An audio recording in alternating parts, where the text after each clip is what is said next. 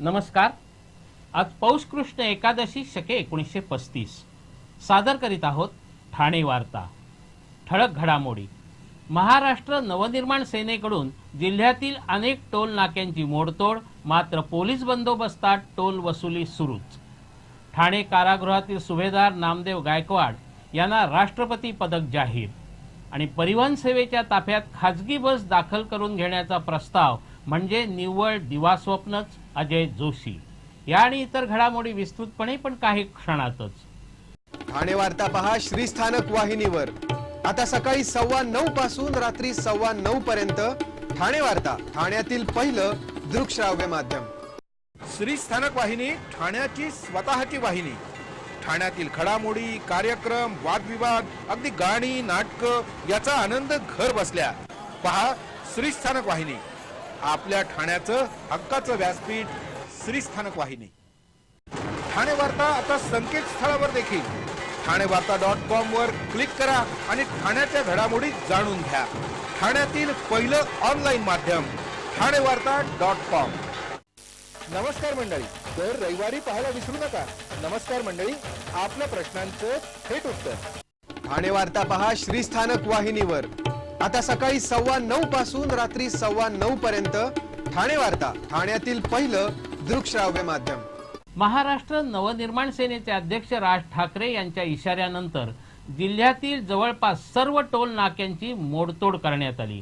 मात्र या मोडतोडीनंतरही सर्वसामान्य माणसाची टोलमधून सुटका होऊ शकली नाही। महाराष्ट्र नवनिर्माण सेनेचे अध्यक्ष राज ठाकरे यांनी नवी मुंबईतील पक्षाच्या मध्यवर्ती कार्यालयाचं उद्घाटन करताना टोल व्यवस्थेवर सडकून टीका केली होती। त्याचे दृश्य परिणाम काही वेळातच दिसून आले। मात्र या टोल नाक्यांच्या तोडफोडीमध्ये महाराष्ट्र नवनिर्माण सेनेला प्रसिद्धी मिळाली, पण सर्वसामान्य वाहन चालकाला मात्र टोलपासून मुक्ती काही मिळाली नाही। कारण टोल नाक्यांची तोडफोड झाल्यानंतर पोलीस बंदोबस्तात पुन्हा त्वरित टोल वसुली सुरू झाली। उलट काही काळ आंदोलन झाल्यामुळे मोठी वाहतूक कोंडी निर्माण झाली होती। या वाहतूक कोंडीचाही सर्वसामान्य माणसालाच फटका बसला। त्यामुळे या आंदोलनानं नेमकं काय साधलं असा प्रश्न उपस्थित झाला आहे। खरं तर टोलबाबत वैध मार्गाने लढा लढवण्याची आवश्यकता असताना खळखटाक आंदोलनाने महाराष्ट्र नवनिर्माण सेनेनं प्रसिद्धी मिळवताना दुसरीकडे सर्वसामान्य माणसाच्या मनात नाराजीच निर्माण केली आहे। घोडबंदर रस्त्यावरील प्रवाशांचा त्रास कमी करण्यासाठी खाजगी बसेस ठाणे परिवहन सेवेच्या ताफ्यात दाखल करून घेण्याचा प्रस्ताव म्हणजे निव्वळ दिवास्वप्न असल्याचा आरोप परिवहन सदस्य अजय जोशी यांनी केला आहे। ठाणे परिवहन सेवेत खाजगी बसेस दाखल करून घेण्यासाठी अनेक अडचणींचे डोंगर असून या बसेस परिवहन सेवेत समाविष्ट करताना कोणताच गंभीर विचार करण्यात आला नसल्याचा आरोपही अजय जोशी यांनी केला आहे। परिवहन सेवेच्या नवीन नियमावलीप्रमाणे अशा बसेस परिवहन सेवेत दाखल करून घेण्यासाठी निविदा काढून सक्षम ठेकेदाराची नियुक्ती करावी लागणार आहे। त्यानंतर ज्या ठेकेदाराकडे अशा बसेस आहेत ते हे काम करण्यास तयार होतील का हा प्रश्न आहे। कारण लोकमान्य नगर मीरा रोड मार्गावर धावणाऱ्या बसेसपोटी खाजगी ठेकेदाराला 2 कोटी रुपये देणं आहे। त्यामुळे आता हा ठेकेदार दिवसाला 20 ऐवजी 12 ते 15 बसेसच देतो। खाजगी बसला 2 दरवाजे करण्यासाठी 35 ते 40 हजार रुपये खर्च आहे। तसंच वाहकाला बॅच असणं बंधनकारक आहे। खाजगी बसेसवर किती वाहन चालक बॅचवाले असतील हा संशोधनाचा विषय आहे। डिझेलचा दर अलीकडे सतत बदलत असताना कोणत्या दरावर मान्यता घ्यायची हा प्रश्न निर्माण होणार आहे। तसंच ज्या बस चालकांना दिवसाकाठी ठराविक रक्कम रोखीत घेण्याची सवय आहे ते मालक पैशासाठी महिनाभर का थांबतील। या बसेसवरील वाहक आणि सहाय्यक वाहकाला ठराविक रक्कम देऊन स्वतःसाठी रोज 2-250 रुपये कमावतात। त्यांना परिवहन सेवा व्यावहारिक वाटेल का आणि परिवहन विभागाचा कर कोण भरणार आहे असे अनेक मुद्दे अजय जोशी यांनी उपस्थित केले आहेत। अगदी हे सर्व जरी घडून आलं तरी त्याला समितीची मान्यता, त्यानंतर सर्वसाधारण सभेची मान्यता आणि सर्वात शेवटी शासनाची मंजुरी मिळवावी लागणार आहे। यासाठी किमान 6 महिन्याचा कालावधी लागू शकतो। लोकसभा निवडणुकीची आचारसंहिता लागू होण्याची शक्यता लक्षात घेता आणि जवाहरलाल नेहरू नागरी पुनरुत्थान अभियानातील 230 बसेस परिवहन ताफ्यात दाखल होणार आहेत। त्यामुळे हे एक दिवास्वप्नच असून यासाठी लोकमान्य नगर मीरा रोड या मार्गावरील बसेस ओवळा किंवा गायमुख पर्यंतच चालवल्यास हा प्रश्न काहीसा सुटू शकेल, असं अजय जोशी यांचं म्हणणं आहे.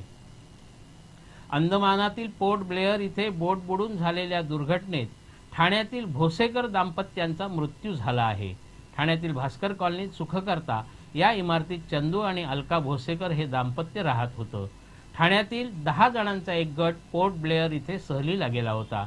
काल दुपारी त्यांची बोट बुडाली आणि यामध्ये जवळपास 21हून अधिक प्रवासी मृत्युमुखी पडले. यामध्ये चंदू भोसेकर आणि त्यांच्या पत्नीचाही समावेश आहे. विशेष म्हणजे या दुर्घटनेत भोसेकर यांचा मुलगा हर्षद, सून प्रतिमा आणि मुलगी निवेदिता वाचली आहे. भोसेकर दाम्पत्यांचं पार्थिव आणण्यासाठी त्यांचा भाऊ आणि मित्रमंडळी पोर्ट ब्लेअर इथे गेले आहेत.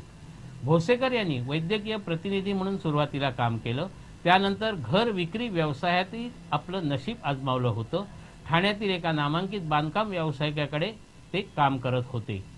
कोकण पदवीधर मतदारसंघाचे माजी आमदार अशोक मोडक यांचे स्वीय सहाय्यक म्हणूनही त्यांनी काम पाहिलं. गेली काही वर्ष ते बांधकाम व्यवसायात कार्यरत होते. रात्री उशिरा त्यांच्या पार्थिवावर अंत्यसंस्कार केले जाणार आहेत. तत्कालीन ठाणे जिल्हा शिवसेना प्रमुख आनंद दिघे यांची 62वी जयंती आज साजरी करण्यात आली. ठाण्यातील शक्तीस्थळावर आज आनंद दिघे यांच्या चाहत्यांनी त्यांना आदरांजली अर्पण करण्यासाठी गर्दी केली होती. विविध पक्षांच्या राजकीय नेत्यांसह सर्वसामान्य कार्यकर्ते, शिवसैनिक तसंच नागरिकांनीही शक्तीस्थळावर फुलं वाहून आदरांजली अर्पण केली. आनंद दिघे यांच्या जयंतीनिमित्त चित्रकला, आरोग्य शिबिर अशा विविध कार्यक्रमांचं आयोजन करण्यात आलं होतं. ठाणे वार्ता पहा श्रीस्थानक वाहिनीवर. आता सकाळी 9:15 पासून रात्री 9:15 पर्यंत ठाणे वार्ता, ठाण्यातील पहिलं दृकश्राव्य माध्यम. आपला परिसर स्वच्छ आणि सुंदर ठेवण्यासाठी ठाणे महापालिकेत सहकार्य करा. ओला सुका कचरा वेगवेगळा जमा करा आणि रोगराईपासून मुक्तता मिळवा. श्री स्थानक वाहिनी ठाण्याची स्वतःची वाहिनी. ठाण्यातील घडामोडी, कार्यक्रम, वादविवाद, अगदी गाणी, नाटकं याचा आनंद घर बसल्या. पहा श्री स्थानक वाहिनी, आपल्या ठाण्याचं हक्काचं व्यासपीठ. श्री स्थानक वाहिनी. ठाणे वार्ता आता संकेतस्थळावर देखील ठाणेवार्ता.com वर क्लिक करा आणि ठाण्याच्या घडामोडी जाणून घ्या. ठाण्यातील पहिलं ऑनलाईन माध्यम ठाणेवार्ता.com. डॉक्टर आणि रुग्णांचं पिढ्यानपिढ्यांचं जिव्हाळ्याचं नातं म्हणजेच डॉक्टर बेडेकर हॉस्पिटल. आता अत्याधुनिक सोयी सुविधा आणि तंत्रज्ञानयुक्त वंध्यत्व निवारण केंद्रात IVF आणि टेस्ट ट्यूब बेबीचीही सुविधा. डॉक्टर बेडेकर हॉस्पिटल, महर्षी कर्वेपथ, ठाणे. 65 वर्षांची निरंतर सेवा. ठाणे वार्ता पहा श्रीस्थानक वाहिनीवर. आता सकाळी 9:15 पासून रात्री 9:15 पर्यंत ठाणे वार्ता, ठाण्यातील पहिलं दृकश्राव्य माध्यम. ठाण्यातील दाऊदी बोहरा समाजाने खुजैमा कुतुबुद्दीन यांच्या दाऊदी बोहरा समाजाच्या धर्मगुरू पदाच्या दाव्यावर संतप्त प्रतिक्रिया व्यक्त केली असून त्यांचं हे धर्मगुरुपद नाकारलं आहे. अलीकडेच दाऊदी बोहरा समाजाचे धर्मगुरू डॉक्टर सय्यदना मोहम्मद बुरहाउद्दीन यांचं निधन झालं. डॉक्टर सय्यदना मोहम्मद बुरहाउद्दीन यांनी आपल्या निधनापूर्वीच आपले आध्यात्मिक वारस म्हणून पुत्र सय्यदना मुफद्दल सैफुद्दीन यांची धर्मगुरू म्हणून नियुक्ती केली होती. खुजैमा कुतुबुद्दीन हे सध्याच्या धर्मगुरूंचे काका आहेत. त्यांनी अलीकडे स्वतः आपण धर्मगुरू झाल्याचं जाहीर केलं होतं. मात्र ठाण्यातील दाऊदी बोहरा समाजाने यावर संतप्त प्रतिक्रिया व्यक्त केली असून याला तीव्र विरोध दर्शवला आहे. ठाण्यातील दाऊदी बोहरा समाजाने आज जिल्हाधिकाऱ्यांना एक निवेदन देऊन आपला हा विरोध प्रकट केला आहे. MIM पक्षाचे खासदार असाउद्दीन ओवैसी यांच्या मुंब्र्यातील सभेला पोलिसांनी परवानगी नाकारली आहे. येत्या 2 फेब्रुवारीला मुंब्र्यामध्ये MIMचे खासदार असाउद्दीन ओवैसी यांची मुंब्रा येथे सभा आयोजित करण्यात आली होती.